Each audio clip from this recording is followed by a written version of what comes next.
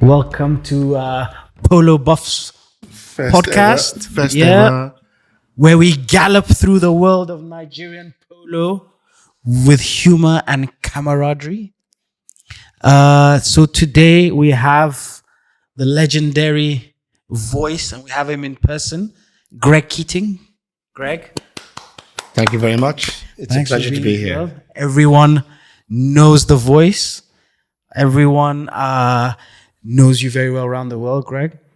We thank you. You've been coming here for how many years now? This is my third year now. Third year straight in Nigeria.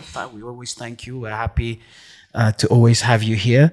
But first of all, before we go into asking you a lot of questions, Greg, I think I have my good friend here, Tajudeen Saro, who's known as TJ, aka Cyrus the Virus. That you know, I'll never outlive that name. The names are plenty. And myself, Usman. So today's our first podcast, and I can't believe that within 48 hours we're here recording. Yeah, literally from a group chat, like we're talking. I was like, guys, this could literally become a podcast, and do it. I know Olumide. I knew Olumide. Yeah. Sheyola, but mostly Olumide. Maybe I think it's a serial entrepreneur in the startup industry, and everything just came alive like literally in 48 hours. Yep. I was in Atlanta. I think it was in bed. Yes. You guys were playing at the time, and everything just came like. I wasn't supposed to be in front of this mic. We need to do this. We need to do this, and it's like a miracle. We're here now, like the Exactly. first ever podcast. In So Nigeria, in Nigeria, it's never been done. Yeah. So actually, Polo Buffs, let me give you a bit of background, started as a little group chat on BlackBerry Messenger, BBM, back in 2008. And now, 16 years down the line, we moved to WhatsApp in 2010 or something like that. And then today we're here, 16 years later, same people, same group, no one being added. I happen to be the honorary admin of the group. Yeah. So, but again, guys, thanks for tuning in, for people who are here, who people have time to listen to us. So, Greg, over to you. I mean, would like to know, we know about the voice, we know about your knowledge of polo, but we want to know how and where did you end up becoming one of the most recognized commentator in polo history? It happened by accident. Yeah. Yeah, as things tend to do sometimes. Yeah, in a so good was way. the case. And I worked for the Lagos Polo Club back in 84, 85. Whoa. Sorry, 1990. I beg your pardon, 1990. And I managed a place called Flemish Farm, which is a very large stabling complex there. Sure. And the players from the Lagos Polo Club, the patrons or whatever, you can keep their horses there. There's also a couple of fields there. At the time, there was one field. There's now two, one is the main field now, which is a Queen's Cup field. But anyway, that's later on. Yeah, because they play one of the Queen's Cup games there. The Queen's, yes, fantastic. It's called the Castle Ground. But there was a pool of horses that I used to run.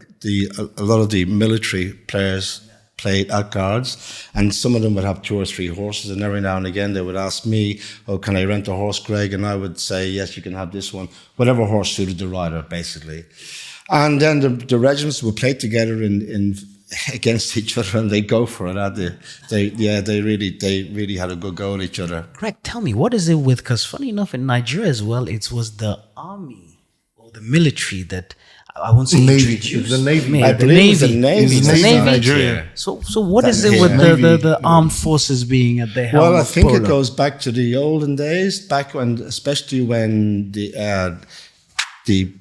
British Empire were in India and in that area of the world, and the officers or what have you took up the game of polo, and then the rules eventually changed as time went on. Yeah, and I think the military used to travel places to places, so they took the game with them. Yes. And that's how you got to Nigeria as yes.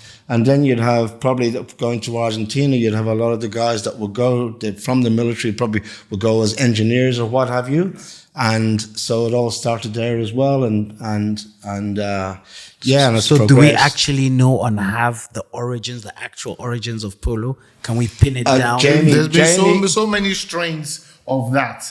There's been claims that, he was here, he was there, he was here. The Iranians say they have the oldest field. I think, have you seen Rambo 3? Yes. That's another version of polo right there. The Indians say they have the oldest field. It played there. So do parts of Pakistan, all of that area. Indian Empire. And so, I mean...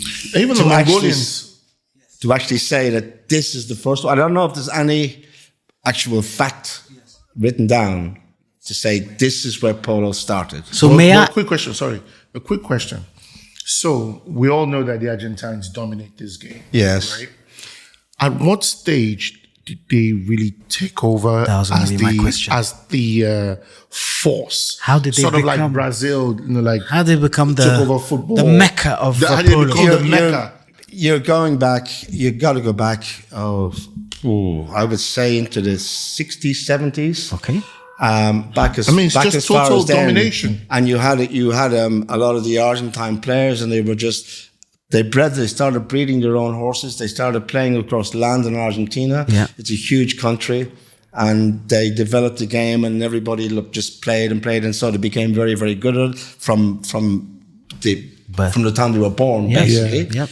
And then as the game progressed around the world, of course, there's a lot of money coming into it. So these guys would go and play professionally. Professional you had business. Eduardo Moore, and going back a long time. And even before that, and they would go to Palm Beach, to England, obviously, and it just kind of exploded. It became an industry. It's a huge industry now. And now the breeding industry, people saddlers and all that. The horses that are being bred for the game, and the players. I mean, there's so many around the world in all the different clubs, whether it be Germany or Europe or in Asia. I'm going to Pakistan after I leave Lagos for a month to commentate the Open there, and it'll be dominated by Argentine players. The majority of the teams will have how many goals at do least they play? 14 goals there. Okay. For sort of the like the open it's level. very, really good. It's fast, it's flat out, and there's no. How are the corner horses given. there? Very good, and they've been importing horses from the Argentina? last 3 or 4 years, mainly from Argentina. Yes, and the standard of horses has improved dramatically. The fields have improved dramatically, and they're really, really getting behind it. It's fantastic what the Pakistanis are doing. So I know the Argentine horses are top of the line, but I see the best players in the world sometimes really have like horses from like New Zealand, Australia. Like you just like the best horse in Facundo's string is a New Zealand. Wow! Or was. There's many horses. Yeah, there was Moscow. I think she was South African. She was South African. Yeah, she was South African. She was incredible. Yeah, the grey mare. Yeah, grey mare. Adolfo had the one from Chile, Pampita. Yes, at the time.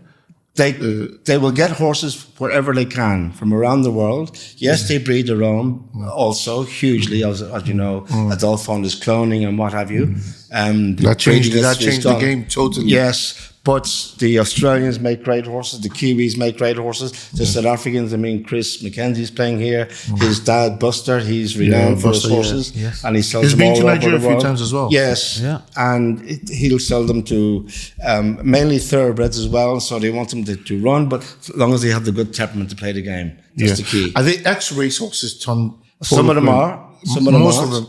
Yeah. Or most of the ones they send out of the country to this part a lot of them are usually ex-race horses. Yes. And they have a scenario in England now. It's called the RO, the retraining of racehorses. Just horses that maybe don't make it on the track, or they're not fast enough, or they're probably not given enough time to develop. And the boys go and buy them, and then they make them. So there's a huge amount of players, English guys, that they make some sensational horses. Okay, so Greg, again, we cut you there. You're saying so from sorting and helping out the armed forces, you still haven't told us how you ended up behind the mic. You keep putting in on this conversation. Yes, sorry. This fellow over here, big TJ. That's what TJ does. He's like Donald Trump, this fella. I want to speak. And there was an army game one day, and the CEO at the time, Charlie Systed, he's no longer with us, rest his soul. And he came down. There was no mobile phones back then, but the commentator somehow got in contact with the Polo Club office, and Charlie rushed down and said, the commentator can't make it. Can anybody commentate? And there was silence. He says, I need a commentator. Please, can someone commentate? And I said, I will. He says, have you commentated before? I says, no, but I'm very good in the shower. And he says, he said, you'll do. Yeah. So I commentated that game, and it wasn't too long after that. I was commentating the final of the Royal Windsor Cup. Wow. With Her Majesty the Queen, just right in the deep end. Right Straight in the deep end. Yeah, that was a scary day. How was that? Did you ever get to meet her? Yes, many occasions. Oh, wow. Yeah, I had the honor and the pleasure, yes. How was the first time you... I was yet to say the word. I'm not allowed to cross it. Yes. I was shitting we could myself. beep it out. We could beep it out. I was shitting myself as what it was. Yes. And I was the first chucker I commentated, and I have a racing background, and I used to listen to a lot of racing commentators. So even to this day, I still call the game as in a racing scenario, if you like, because it's fast and furious. Yes, and exactly. that's what I think it deserves personally. And Charlie ran up after the first chucker. Charlie Stice said, Greg, you're doing a great job, but for God's sake, slow down. Her Majesty said he's going a trifle too fast, isn't he? So I slowed it down, and to this day, that kind of conversation comes into my mind. Every time you get slow it down, man, slow it down, slow it down. And basically, that's how it went from there. Did you ever get to meet Terry Hanlon from? Yes, Carlton? I know. Knew Terry great. He was one of the greats. He was loaned to himself. Terry. He was a legendary commentator. I mean, once you just hear the Arriva, like it's awesome. I've commentated with Terry also. Yeah, he's a great guy. I met him once. Yeah, and he was a hell of a guy. But again, rest his soul. There you go. And no one knows. But what is the toughest part? What do you say is the toughest part about commentating? I can't say there's actually a tough part. Probably there's three things. For me, there's three things that a commentator has to do. First of all, you're talking to the public. You have to make it interesting for the people who are listening. It's not about the commentator. It's not about trying to please somebody or anything else. You're talking to the public, so you must make it interesting to the people that are listening or watching the game. So for me, the number one thing is, if a game is boring, and let's face it, some games can be bloody boring. Yeah. It's up to the commentator to make it interesting. Mm-hmm.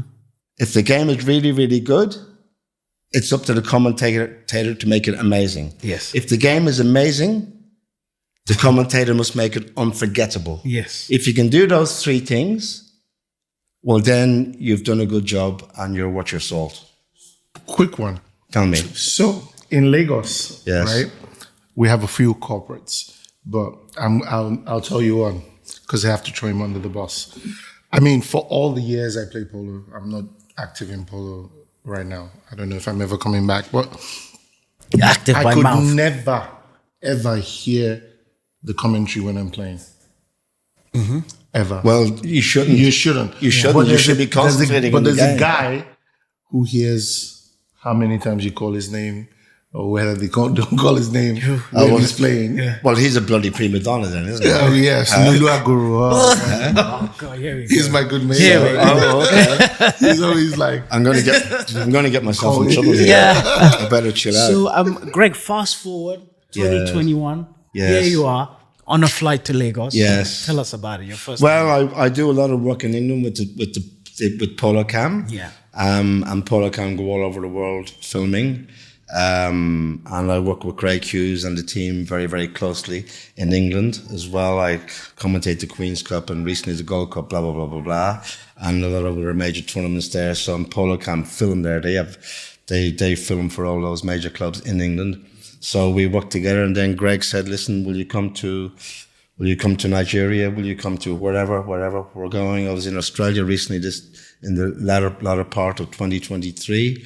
And mainly filming. I also film, but I'm mainly filming there, and a little bit of commentary also.